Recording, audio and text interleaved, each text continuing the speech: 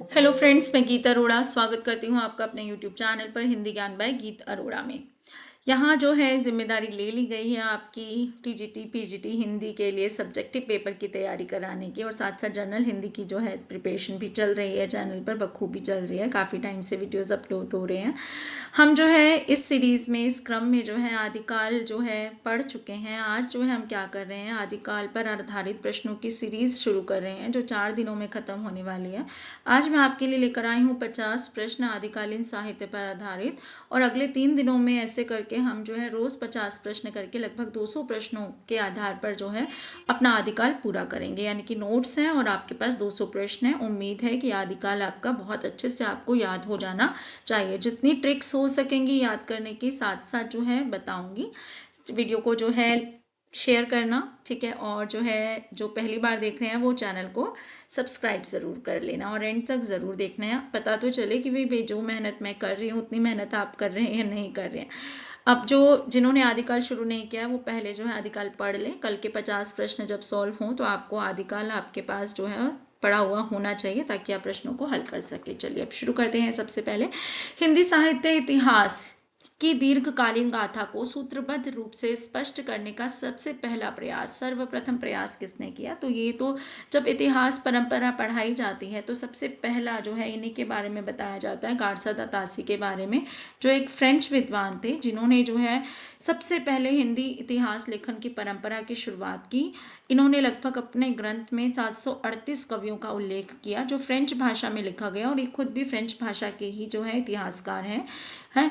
और इन्होंने जो है 738 कवियों में से जो है केवल 72 जो है हिंदी के कवियों का उल्लेख किया, लेकिन फिर भी जो है ये माना जाता है कि आखिर इन्होंने इतिहास लेखन की शुरुआत कर तो दी। तो ये जो है इनके इतिहास ग्रंथ का जो है प्रकाशन एक जो है 1839 में, फिर एक 1847 में, फिर इन दोनों को मिलाकर 3 भागों में बांटकर 1871 में इनके इतिहास ग्रंथ का क्या किया गया, प्रकाशन किया गया। इन्हीं के इतिहास ग्रंथ को आधार बनाकर, ठीक है, उर्दू कवियों में से हिंदी कवियों को निकालकर जो है लक्ष्मी सागर वार्ष्णेय ने क्या किया, हिंदुई साहित्य का इतिहास नामक हिंदुई साहित्य का इतिहास नामक ग्रंथ की रचना कर डाली। ठीक है। तो इसके बाद जो है अगला प्रश्न, गारसा दा तासी के ग्रंथ का नाम क्या है? The modern vernacular literature of Hindustan. ये तो जॉर्ज गियर्सन का है जो अंग्रेजी भाषा में लिखा गया। इस्तवार द लित्युत्तर इंदुई हिंदुस्तानी, यही फ्रेंच नाम है ना, तो इसी से किया। तजकिरा ई शुअरा ई हिंदी, ये किनका है? ये करीमुद्दीन का है। ठीक है। हिंदुई साहित्य का इतिहास जो भी बताया किसका है, लक्ष्मी सागर वार्ष्णेय का है, जो गारसा दा तासी के इतिहास ग्रंथ का ही हिंदी अनुवाद है, लेकिन केवल हिंदी कवियों का। इसके बाद आते हैं इस्तवार दा ला लित्युत्तर इंदुई हिंदुस्तानी, किस ग्रंथ की किस भाषा में लिखा गया? तो ये फ्रेंच भाषा में लिखा गया गारसा दा तासी का ग्रंथ है। तबका तुश शुअरा के लेखक कौन है? तो वो कौन है? मौलवी करीमुद्दीन है। इन्होंने जो है उर्दू कवियों का उल्लेख अपने इतिहास ग्रंथ में किया है। ठीक है, कालक्रम का ध्यान रखा है लेकिन जो है नामकरण का प्रयास इन्होंने नहीं किया है। ठीक, इसके बाद है अगला प्रश्न हमारे साथ, निम्नलिखित में से किस ग्रंथ को अंग्रेजी में उर्दू कवियों का इतिहास और उर्दू में हिंदी शायरी का तजकिरा कहा जाता है? तो तजकिरा नाम से सीधा समझ आना चाहिए, तजकिरा ए शुअरा ई हिंदी को ही जो है इस तरह से इसकी व्याख्या की जाती है। हिंदी साहित्य इतिहास की नींव का पत्थर किस ग्रंथ को माना जाता है? अब बात करते हैं नींव का पत्थर। नींव का पत्थर माना जाता है हमारे ग्रंथ जो है the modern vernacular literature of Hindustan को माना जाता है, जो गारसा दा तासी जो जॉर्ज गियर्सन द्वारा रचित है।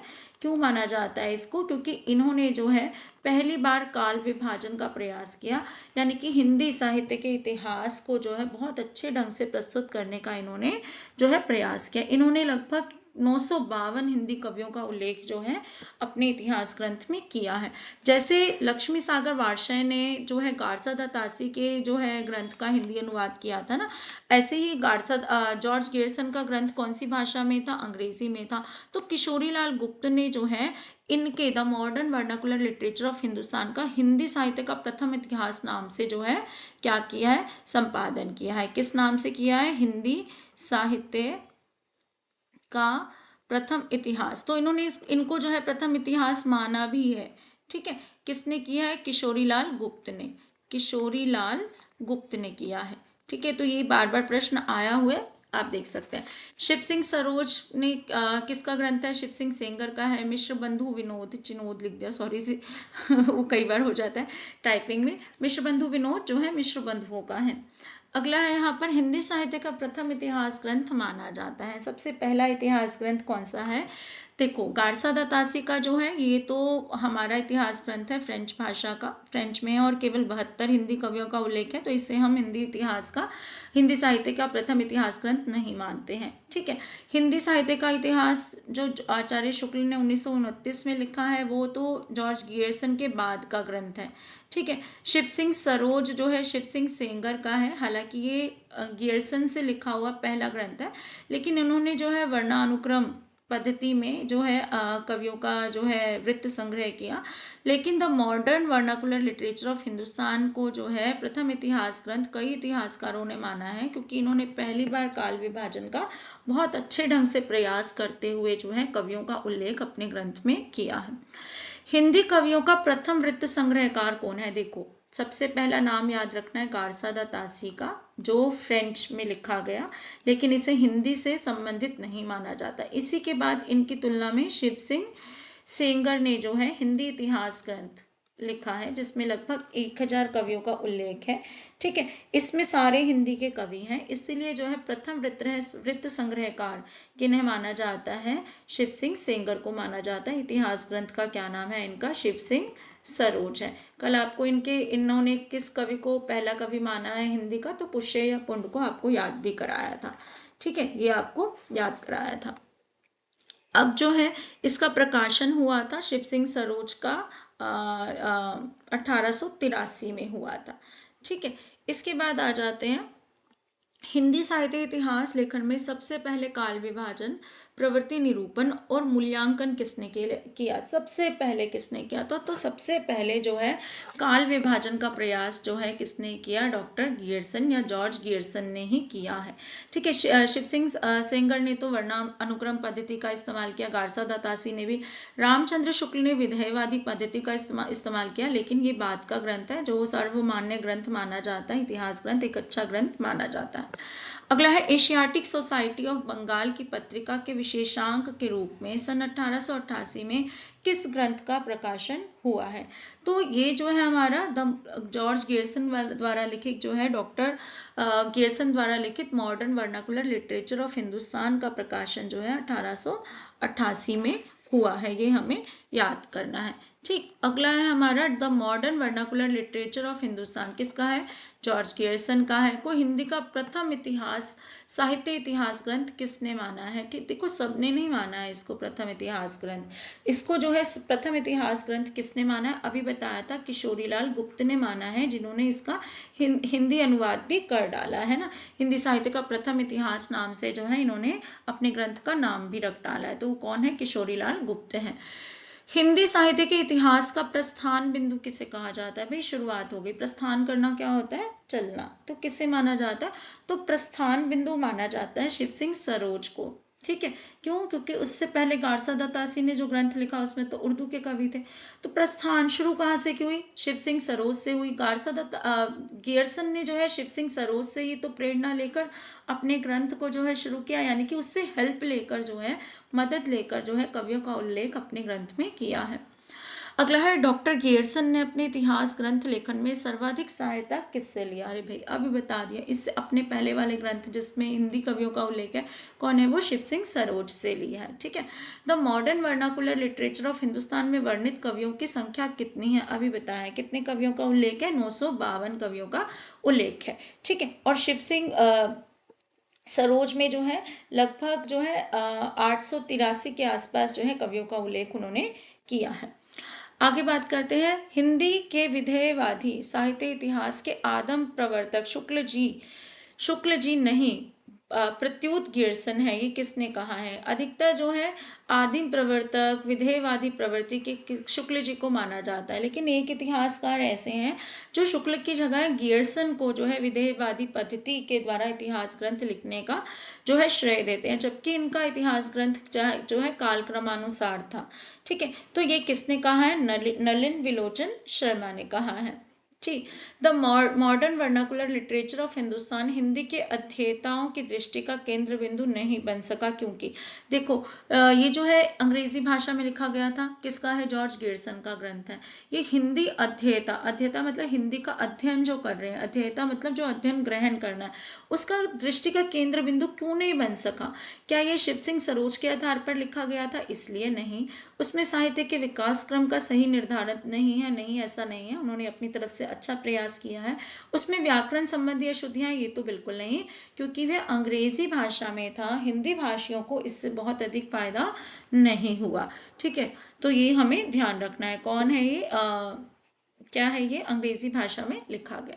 मिश्र बंधुओं में कौन सा नाम सम्मिलित नहीं है? ये बार बार आपको पूछा गया है। मिश्र बंधु विनोद जो है इनका साहित्य इतिहास ग्रंथ है, और किसके बाद लिखा गया है? ये हमारे जो है जॉर्ज गियर्सन के बाद जो है मिश्र बंधुओं ने लगभग 5000 कवियों का उल्लेख जो है अपने इतिहास ग्रंथ में किया है। ठीक है, अब इसमें जो है अगर एग्जैक्टली बताएं 5000, लगभग 5000, और अगर एग्जैक्टली बताएं तो 4591 कवियों का जीवन वृत्त इन्होंने लिया है। इन्होंने जो है ना कुछ कवियों को अज्ञात, मतलब अनेक अज्ञात कवियों को जो है प्रकाश मिला है, लेकिन एक जो है इन्होंने अपने साहित्य इतिहास ग्रंथ में एक ऐसा भी अज्ञात काल रखा जिसमें कवियों के बारे में जिनको सूचना नहीं मिली है, जिनके बारे में ज़्यादा, उसको अज्ञात काल नाम इन्होंने दिया है। ठीक है, कौन नहीं है इसमें? 2 शाह हैं। कैसे याद कराया था? 2 शाह और 1 गा। ठीक है, श्याम शुक गणेश, श्याम शुक गणेश, श्याम शुक गणेश, सुखदेव बिहारी मिश्र, श्याम बिहारी मिश्र और गणेश बिहारी मिश्र पूरा नाम है। तो कौन नहीं है? कृष्ण नहीं है। ठीक है, कौन नहीं है? कृष्ण नहीं है। 2 शाह है और 1 गा है। ठीक है, अगला है मिश्र बंधु विनोद में हिंदी साहित्य इतिहास को कितने कालों में बांटा गया है? तो मिश्र बंधु विनोद में जो है ना हिंदी साहित्य के इतिहास को लगभग कितने कालों में बांटा गया है? 5 कालों में बांटा गया है। ठीक है, कितने काल हैं हमारे? 5 कालों में बांटा गया है। आरंभिक काल, इन्होंने हर काल को 2 कालों में विभाजित किया था, जो है मैं पहले कक्षा में पढ़ा चुकी हूँ। इसके बाद है मिश्र बंधु विनोद। मिश्र बंधु विनोद, अच्छा सॉरी, हिंदी नवरत्न के लेखक कौन है? ये याद कर लो, ये कई बार आया हुआ प्रश्न है। तो हिंदी नवरत्न के लेखक जो हैं मिश्र बंधु ही हैं। ठीक है, इनके 2 आपको ग्रंथों के नाम याद रखने हैं, एक तो मिश्र बंधु विनोद और नवरत्न, हिंदी नवरत्न। ठीक है, याद रखना है। ठीक, पादरी FE केई द्वारा लिखा गया हिंदी साहित्य इतिहास का ग्रंथ किस नाम से प्रकाशित हुआ? देखो 2 हमें नाम याद रखने थे। मैंने केई द्वारा जो नाम लिखा गया है उसको जो है याद करने का तरीका बताया था।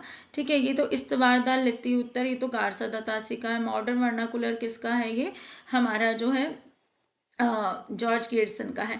A history of literature, a sketch of Hindi literature, तो ये तो एडविन ग्रीव्स का है। ठीक है, कौन सा? Sketch of Hindi literature.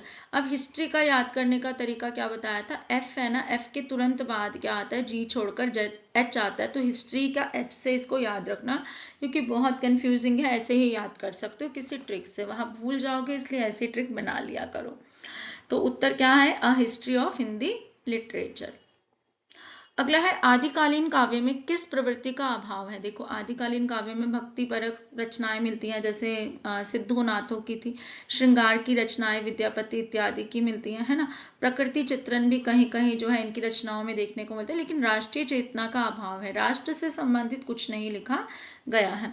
आचार्य शुक्ल का इतिहास ग्रंथ हिंदी शब्द सागर की भूमिका के रूप में किस नाम से प्रकाशित हुआ? तो पहले ये हिंदी शब्द सागर की भूमिका एक बड़ा जो है इतिहास ग्रंथ है, जो नागरिक प्रचारणी सभा की तरफ से लिखा जा रहा था। तो इन्होंने जो है इसकी भूमिका में जो है हिंदी साहित्य का इतिहास लिखा था। क्या लिखा था? हिंदी साहित्य का इतिहास लिखा था।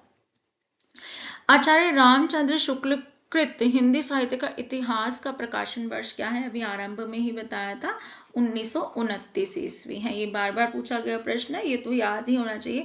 आचार्य शुक्ल के कथन और उनके इतिहास ग्रंथ के बारे में आप लगभग आपको सारा ज्ञान होना चाहिए। हिंदी साहित्य का सर्वप्रथम व्यवस्थित और लोकप्रिय इतिहास ग्रंथ किसका है? भाई इसमें तो कोई दो राय है ही नहीं, है ना। किसका है वो? हिंदी साहित्य का इतिहास है रामचंद्र शुक्ल का, 1929 में प्रकाशित जो है।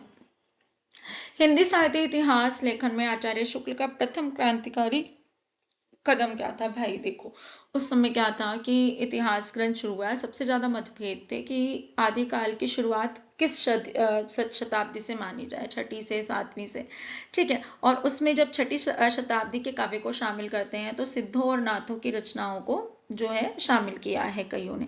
लेकिन जो है आचार्य शुक्ल क्या कहते हैं, सिद्ध और नाथ जो है आदिकालीन साहित्य में नहीं आ सकते हैं, क्योंकि ये जो है सांप्रदायिक रचनाएं हैं। मतलब धर्म की रचनाएं हैं, इन्हें मैं इतिहास ग्रंथ में क्यों शामिल करूं? जैसे रामायण को नहीं शामिल किया, महाभारत को नहीं शामिल किया, तो मैं सिद्धों और नाथों की रचनाओं को क्यों शामिल करूं? तो अपभ्रंश साहित्य को हिंदी साहित्य से अलग मानकर उसे पूर्व पीठिका के रूप में प्रस्तुत करना जो है इनका जो है सबसे पहला बड़ा क्रांतिकारी कदम था। आचार्य रामचंद्र शुक्ल के अनुसार किसकी रचनाएं साहित्यिक कोटि में नहीं है? तो वो कौन सी है? सिद्धों और योगियों की रचनाएं नहीं है। हिंदी साहित्य इतिहास का वह प्रमुख ग्रंथ जो अभी भी अधूरा है, ठीक है, क्या है? अधूरा है। वो कौन सा है? ये पढ़ाते समय भी बताया था। हिंदी साहित्य का आलोचनात्मक इतिहास राम कुमार वर्मा का जो इतिहास ग्रंथ है ये अभी भी अधूरा है। ये अपनी जीवन पर्यंत जो है इस इतिहास ग्रंथ को पूरा नहीं कर पाए हैं। महत्वपूर्ण प्रश्न है, कई बार पूछा गया है, ठीक है। यहाँ पर जो है अगली जो बात करते हैं, आचार्य रामचंद्र शुक्ल है, सॉरी, आचार्य रामचंद्र शुक्ल ने आदिकाल के तृतीय प्रकरण में किसका विवेचन किया गया है? तो आदिकाल के तीसरे प्रकरण में, आदिकाल को भी इन्होंने 3 प्रकरणों में बांटा, तो तीसरे काल में इन्होंने जो है वीरगाथा काल का काव्य का जो है विवरण दिया है। अगला है, हिंदी साहित्य इतिहास की रूपरेखा से युक्त हिंदी के मुसलमान कवि नामक पुस्तक के लेखक कौन है? ये जो बड़ी आयरनी है, ठीक है, ये हिंदी के मुसलमान कवि नामक जो रचना लिखी है वो किसने लिखी है? गंगा प्रसाद जी ने लिखी है। ये खुद देखो बिल्कुल हिंदू प्रवृत्ति के नाम से माने जाते हैं, और जो है लिखा किसके बारे में ना? हिंदी के मुसलमान कवियों के बारे में लिखा है, तो ये आपको याद कर लेना है। आचार्य शुक्ल के अनुसार हिंदी साहित्य का आविर्भाव कब से माना जाए? ये कल ही की क्लास में बताया था कि जो है प्राकृत की अंतिम अवस्था अपभ्रंश से जो है वो हिंदी का आविर्भाव मानते हैं। जैसे बताया था कल, संस्कृत जो है प्रचलित थी, वैदिक, लौकिक, उसके बाद पाली, फिर प्राकृत, फिर अपभ्रंश। तो अंतिम अवस्था प्राकृत ही रूप में जो बदली तो अपभ्रंश बनी, और अपभ्रंश की से जो है हिंदी का विकास हुआ है। निम्नलिखित में किसने अपने इतिहास ग्रंथ में साहित्य के विकास के साथ साथ संवेदना के को रेखांकित किया? भाई देखो, साहित्य इतिहास ग्रंथ के नाम की बात हो रही है, ठीक है। अब जो है कैसे है, देखो यहाँ पर जब इनकी बात करते हैं तो इनका इतिहास ग्रंथ का क्या नाम है? हिंदी साहित्य का संवेदना का, ठीक है, संवेदना का इतिहास, ठीक है, संवेदना डाला है। मैंने कैसे याद किया था इसको? ठीक है, हिंदी साहित्य की संवेदना, संवेदना, संवेदना, स्व दिखाई दे रहा, राम स्वरूप चतुर्वेदी से, तो दोनों में स्व है, तो ऐसे याद हो जाता है। हिंदी साहित्य के इतिहास में काल विभाजन का सर्वप्रथम प्रयास किसने किया? भाई काल विभाजन का सबसे पहला प्रयास किसने किया? ये तो हम कितनी बार पढ़ चुके हैं, जॉर्ज गियर्सन ने किया है। हिंदी साहित्य इतिहास को 11 कालों में इन्होंने बांटने का प्रयास किया, जो आपको पहले भी बता चुके हैं, ठीक है। अगला जो है प्रश्न हमारे सामने जो है कि जॉर्ज गियर्सन ने अपने साहित्य इतिहास ग्रंथ में आरंभिक काल को क्या नाम दिया? तो आरंभिक काल को इन्होंने नाम दिया है, सबसे पहला नाम इन्होंने रखा है, ये इस नाम के जो है हिमायती हैं, चारण काल इन्होंने जो है हिंदी साहित्य के आरंभिक काल को नाम दिया। वीरगाथा काल किसने दिया है? वीरगाथा काल दिया है हमारे रामचंद्र शुक्ल ने दिया है। आदिकाल किसने बोला है? हजारी प्रसाद द्विवेदी ने बोला है। प्रारंभिक काल जो है गणपति चंद्रगुप्त या फिर जो है मिश्र बंधुओं का नाम जो है इसमें आ जाता है, ठीक है। डॉक्टर गियर्सन ने हिंदी साहित्य का आरंभ कब से माना है? तो डॉक्टर गियर्सन ने जो है ना हिंदी साहित्य का आरंभ जो माना है हमारा 8वीं शती से माना है, ठीक है। किससे माना है? 8वीं शती से माना है। The modern vernacular literature of Hindustan के किस अध्याय में काल विभाजन का स्पष्ट निर्देश दिया गया है? तो इसके लिए जो बता दे, पहले तो बात करते हैं कि जो इन्होंने जो अपना इतिहास ग्रंथ लिखा है जॉर्ज गियर्सन ने, इन्होंने 11 कालों का विवरण दिया है या नहीं। ठीक है, तो इन्होंने जो है किस अध्याय में काल विभाजन का स्पष्ट जो है निर्देश दिया है, तो वो इनका जो है आखिरी अध्याय से पहले जो है आठवां नहीं, हाँ, 8वां अध्याय जो है इनका, उसको हमें याद कर लेना है। किसमें दिया है? 8वें अध्याय में जो है इन्होंने जो है आदिकालीन जो है कह सकते हैं काल विभाजन का प्रयास किया। एक बार थोड़ा सा मुझे भी कंफ्यूजन हो रही है इस प्रश्न के लिए। ठीक है, फिर भी जो है 8वीं शती ही मुझे जो याद है, बाकी देख लेंगे। अगर आपको कुछ दिखे तो आप एक बार बता देना। हिंदी साहित्य के आदिकाल को आरंभिक काल नाम से अभिहित किसने किया? आदिकाल नाम से जो है सबसे पहले जो है अभिहित आदिकाल को आरंभिक काल किसने कहा है? तो आदिकाल को आरंभिक काल जो है किसने कहा है? वो मिश्र बंधुओं ने कहा है। ठीक है, अभी हमने पिछला प्रश्न भी किया था। आगे है, मिश्र बंधुओं द्वारा दिए गए काल विभाजन के अंतर्गत अज्ञात काल का उल्लेख है। तो अभी इस पर चर्चा की थी हमने। चंद पूर्व हिंदी का विवरण है। ठीक है, ये एक राजा का नाम है। उन कवियों का विवरण है जिनका निश्चित समय ज्ञात नहीं है। ठीक है, रीतिकालीन कवियों का विवरण है। बिल्कुल नहीं, रीतिकालीन कवि कहाँ से आ गए? उन रचनाओं का विवरण है जिनके रचनाकारों का पता नहीं है। तो इसमें से उत्तर क्या बन जाता है हमारा कि उन रचनाओं का विवरण है, उन रचनाओं का विवरण है जिनके रचनाकारों का पता नहीं है। ठीक है, हिंदी साहित्य इतिहास ग्रंथों में काल विभाजन के लिए कितनी पद्धतियां हैं? तो 4 पद्धतियों की बात की, जैसे वर्णाक्रम हो गई, काल अनुक्रम हो गई, और जो है वैज्ञानिक पद्धति हो गई, और विधेयवादी पद्धति हो गई। तो ये 4 पद्धतियों का हिंदी इतिहास लेखन में जो है इस्तेमाल किया जाता है। अगला है, आदिकाल को बीज वापन काल किसने कहा है? तो ये किसने कहा है? महावीर प्रसाद द्विवेदी ने कहा है। ठीक है, यहाँ पर राम कुमार वर्मा है।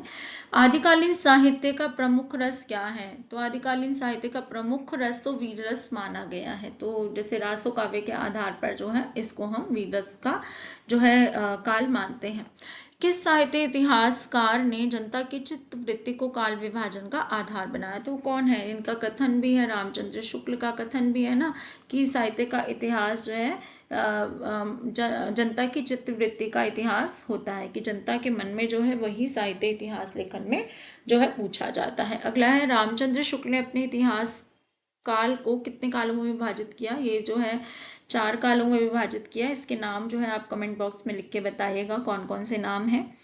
अगला है, वीरगाथा काल नाम के विरुद्ध सर्व प्रमुख आपत्ति है। ठीक है, क्यों है? कि जिन ग्रंथों के आधार पर यह नामकरण किया है उनमें धार्मिकता का प्राधान्य है। धार्मिकता तो बहुत ज़्यादा नहीं थी। ठीक है, उनमें श्रृंगार रस भी है, उनमें कुछ अप्राप्य प्राप्त नहीं है, कुछ परवर्ती काल की रचनाएं हैं, उनमें हठयोग की प्रधानता है। तो हठयोग का संबंध तो हमारा नाथ साहित्य से है। तो ये है कि उनमें कुछ अप्राप्य है और जो है कुछ परवर्ती काल की है, इसलिए जो है उसे वीरगाथा काल नाम देने के लिए थोड़ा सा आपत्ति जताई गई। हिंदी साहित्य के आरंभिक काल का सर्वाधिक उपयुक्त नाम क्या है, जो सबने पसंद किया हो? तो वो कौन सा है? आदिकाल है। किसने दिया ये नाम? जो रामचंद्र शुक्ल ने दिया है। अगला प्रश्न आ जाते हैं, आचार्य शुक्ल ने अपने इतिहास ग्रंथ में लगभग कितने वर्षों के इतिहास पर के साहित्य पर प्रकाश डाला है? तो लगभग 900 वर्षों का इतिहास, जिसे हम 950 मान सकते हैं, तो ज़्यादा तो यही है पास। 900 वर्षों को लगभग 900 वर्ष बोलते हैं, तो कुल कितना है? 950 वर्ष। निम्नलिखित में से किसके साहित्य इतिहास ग्रंथ में आदिकाल के लिए चारण काल शब्द का प्रयोग नहीं हुआ है? जॉर्ज गियर्सन ने चारण काल कहा, राम कुमार वर्मा ने कहा है, FEKE ने भी कहा है, लेकिन रमाशंकर शुक्ल रसाल ने जो है इसे जयकाल बोला है। क्या बोला है? जयकाल बोला है। और रीतिकाल को कलाकाल बोला है। तो ये हमें ध्यान रखना है कि जो है रमाशंकर शुक्ल रसाल ने जो है जयकाल बोला है। तो इन्होंने जो है आदिकाल को चारण काल की संज्ञा नहीं दी। अगला है, हिंदी के आदिकाल को सिद्ध सामंत युग किसने कहा है? तो सिद्ध सामंत युग कहा है महापंडित राहुल सांकृत्यायन ने कहा है। ठीक है, सांकृत्यायन यहाँ से याद रखना है। ठीक है, इसका है विश्वनाथ प्रसाद मिश्र ने वीरकाल, हजारी प्रसाद द्विवेदी ने आदिकाल, रमाशंकर शुक्ल रसाल ने भी पढ़ा जयकाल कहा है। आदिकाल का विशद विश्लेषण करने का श्रेय किसे है? सबसे ज्यादा विशद विश्लेषण किसने किया है? तो हजारी प्रसाद द्विवेदी ने किया है। इन्होंने 3 ग्रंथ लिखे हैं आदिकाल से संबंधित। इसके बाद है, आदिकाल की सीमा अवधि जो सर्वमान्य है, तो वो कौन सी है? सर्वमान्य हम सीमा क्या करते हैं? 1050 से शुरू करते हैं ना। कब तक करते हैं हम? 75 तक करते हैं। तो 1050 11वीं शताब्दी होगी और 1375 14वीं शताब्दी होगी। तो ये हमारा उत्तर बन जाता है। हिंदी साहित्य के आदिकाल को अपभ्रंश काल किसने कहा? ये प्रश्न कई बार पूछा गया है। तो वो कौन है? चंद्रधर शर्मा गुलेरिया हैं, क्योंकि इन्होंने जो है हिंदी को पुरानी हिंदी भी कहा है। ठीक है। इसके बाद जो है अगला प्रश्न नहीं है। ठीक है, 50 प्रश्न ही थे, इतनी जल्दी पहुंच गए 50 प्रश्नों पर, पता नहीं चला। चलो ठीक है, अगले 50 प्रश्नों को देखना हो तो पहले तो इस वीडियो को शेयर ज़रूर करना, तभी अगला वीडियो आपको मिलेगा। शेयर करिए, लाइक करिए, कमेंट करिए अगर नेक्स्ट वीडियो चाहिए तो। ठीक है, थैंक यू।